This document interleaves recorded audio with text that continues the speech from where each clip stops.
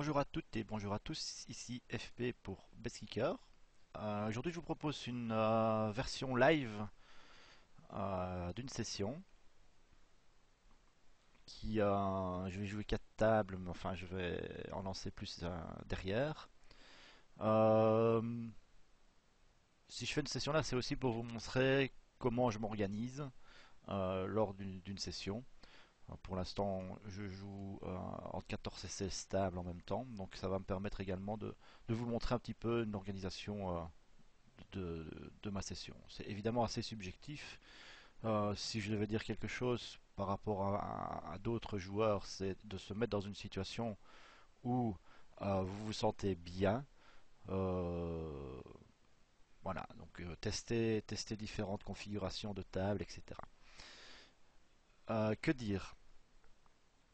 Ce que je vous propose ici, c'est 4 tables, mais a priori, je ne joue pas comme ça, puisque je joue en stack. Donc, c'est-à-dire que toutes mes tables sont les unes sur les autres dans le coin supérieur gauche de mon écran. Et ce qui me permet de me focaliser que sur un endroit de mon écran, la plupart du temps. Deux, d'avoir un minimum de jeux de souris. Donc je joue à la souris et mon table Ninja est configuré pour qu'en fait les différents boutons de ma souris aient différentes actions.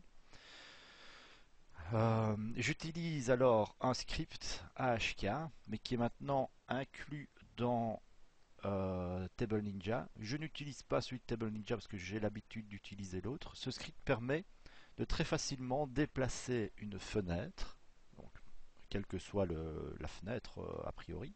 Ici Qt, je pourrais payer, vu que j'ai la je vais payer, je vais jouer, c'est pas cher. Paire de 3, je vais coller. Fold Fizzy 2. Et ce qui permet de déplacer à un endroit déterminé, à la suite de l'appui d'une touche, la fenêtre active dans un autre endroit. Et donc par exemple, je vais attendre qu'une table pop. Voilà, en appuyant sur une touche que j'ai prédéfinie, je peux envoyer cette table dans un des 4 autres coins de mon écran. Voyez, ce qui me permet de sortir des tables du stack lorsque je veux suivre l'action qui s'y déroule. Donc par exemple celle-ci, je pourrais éventuellement la sortir, mais bon, j'ai pas vraiment de difficulté de suivre cette action, pas vraiment de raison de suivre cette action plus particulièrement puisque c'est du set mining tout bête et je vais abandonner sur toute mise.